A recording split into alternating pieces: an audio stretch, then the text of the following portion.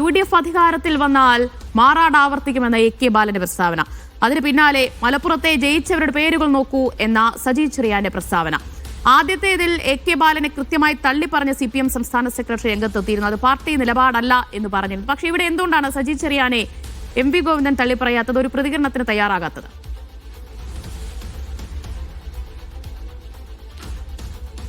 ഇന്നലെ തന്നെ ഇതുമായി ബന്ധപ്പെട്ട ചില ചോദ്യങ്ങൾ അത് MV ഗോവിന്ദന്റെ മുന്നിലേക്ക് വന്നിരുന്നു. ഇന്നലെ പാർട്ടി ജനറൽ സെക്രട്ടറിയായ MA വാർത്താ സമ്മേളനം നടത്തുമ്പോൾ അതിന്റെ തൊട്ടിപ്പുറത്ത് MV ഗോവിന്ദൻ ഉണ്ടായിരുന്നു. അദ്ദേഹത്തോട് നമ്മൾ ബേബിയുടെ വാർത്താ സമ്മേളനം കഴിഞ്ഞ ശേഷം ഇതുമായി ബന്ധപ്പെട്ട ചോദ്യങ്ങൾ ഉന്നയിച്ചെങ്കിലും അത് പിന്നീട് നമ്മൾ മാത്രം ഇരിക്കുമ്പോൾ സംസാരിക്കാം എന്ന് പറഞ്ഞുകൊണ്ട് അദ്ദേഹം ഒഴിഞ്ഞു മാറുകയാണ് ചെയ്തത്. ഇന്ന് ബാലാനന്ദൻ ദിനവുമായി ബന്ധപ്പെട്ട് അദ്ദേഹം രാവിലെ 7:30 കൊടിയുയർത്താൻ AK സെന്ററിൽ വന്നപ്പോഴാണ് ഈ വിഷയത്തിൽ പ്രതികരണം നമ്മൾ തേടുന്നത്.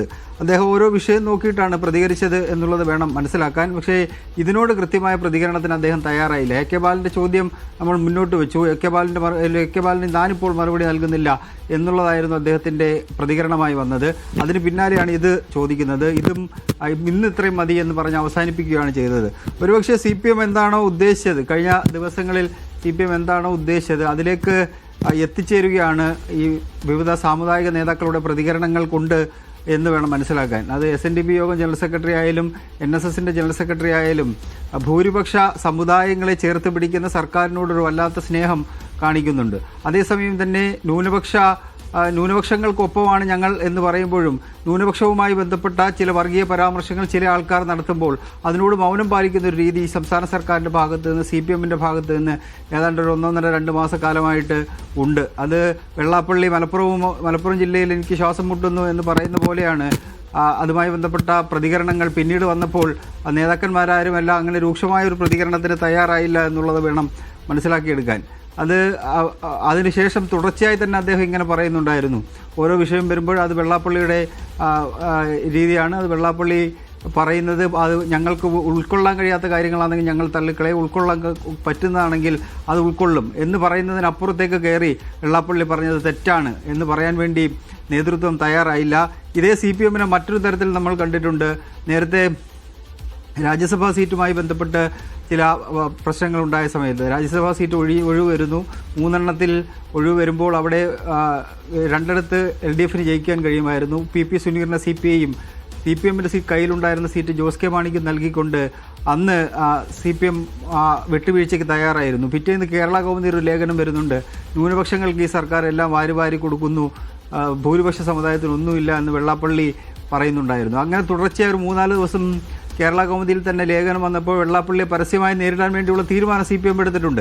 വെള്ളാപ്പള്ളിയെ നേരിടുക എന്നുള്ളത് CPMനെ സംബന്ധിച്ച് നോക്കുകയാണെന്നുണ്ടെങ്കിൽ ഒരു സാധാരണ ഒരു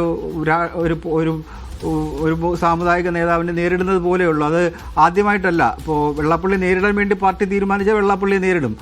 തീരുമാനിക്കാത്തതാണ് ഇതിനകത്ത് പ്രശ്നം. അതാണ് ഈ സ്നേഹം എന്ന് പറയുന്നത്. അത് ഈ ഞങ്ങൾ വിചാരിച്ച തലത്തിലേക്ക് വെള്ളാപ്പള്ളി കാര്യങ്ങൾ കൊണ്ടെത്തിക്കുന്നു എന്നതിൻ്റെ സ്നേഹമായിരിക്കാം.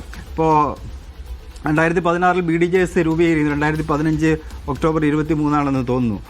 അന്ന് അദ്ദേഹം ശംഖുമുഖം മൈതാനത്ത് നിന്ന് നടത്തിയൊരു പ്രസംഗമുണ്ട്. ആ പ്രസംഗത്തിൻ്റെ ഏറ്റവും അവസാനമായിട്ട് അദ്ദേഹം പറയുന്നത്, ആ പാർട്ടിയുടെ പേര് പ്രഖ്യാപിക്കുന്നതിന് മുമ്പ് പറയുന്നത്, നായാടി മുതൽ നമ്പൂതിരി വരെയുള്ളവരുടെ ഐക്യമാണ് ഈ പാർട്ടിയുടെ ലക്ഷ്യം എന്ന് പറഞ്ഞുകൊണ്ടാണ് ആ പേര് പറയുന്നത്. അവിടെ ആ നമ്പൂതിരി മാറ്റി നസ്രാണിയിലേക്ക് എത്തിച്ചേരുമ്പോൾ മുസ്ലിം സമുദായത്തെ അദ്ദേഹം വെട്ടിമാറ്റുകയാണ് ചെയ്തിട്ടുള്ളത്. അന്ന് VS അച്യുതാനന്ദനെ മുന്നിൽ നിർത്തിയാണ് പാർട്ടി വെള്ളാപ്പള്ളിയെ നേരിട്ടത്. അത് കാസർഗോഡ് മുതൽ തിരുവനന്തപുരം വരെ VS അച്യുതാനന്ദൻ വെള്ളാപ്പള്ളിക്കെതിരെ ആഞ്ഞടിച്ചു. അങ്ങനെയാണ് ആ പ്രസ്ഥാനം അവർ വിചാരിച്ച രീതിയിൽ ഉയർന്ന് വരാതിരുന്നത്. മാത്രമല്ല വെള്ളാപ്പള്ളിയുടെ കണിച്ചുകുളങ്ങരയുടെ വീട്ടിന് മുന്നിൽ സ്റ്റേജ് കെട്ടി ആലപ്പുഴയിലെ ഷൈലോക്ക് എന്ന് വെള്ളാപ്പള്ളി വിളിച്ച ആളാണ് VS അച്യുതാനന്ദൻ. അങ്ങനെ പാർട്ടി നേരിടാൻ തീരുമാനിച്ചാൽ നേരിടാം. അത് വെള്ളാപ്പള്ളി എല്ലാ കാലത്തും നേരിട്ടിട്ടുമുണ്ട്. പക്ഷേ ഇപ്പോൾ പാർട്ടി അങ്ങനെ ഒരു തീരുമാനം എടുക്കുന്നില്ല. ആ തീരുമാനം എടുക്കാത്തതിൻ്റെ കാരണം നേരത്തെ സൂചിപ്പിച്ച പോലെ തന്നെ അവർക്കൊരു ഭൂരിപക്ഷ സമുദായത്തിൻ്റെ സ്നേഹം അത് ഒരിടത്തു നിന്ന് നേരത്തെ കിട്ടിയിരുന്നു.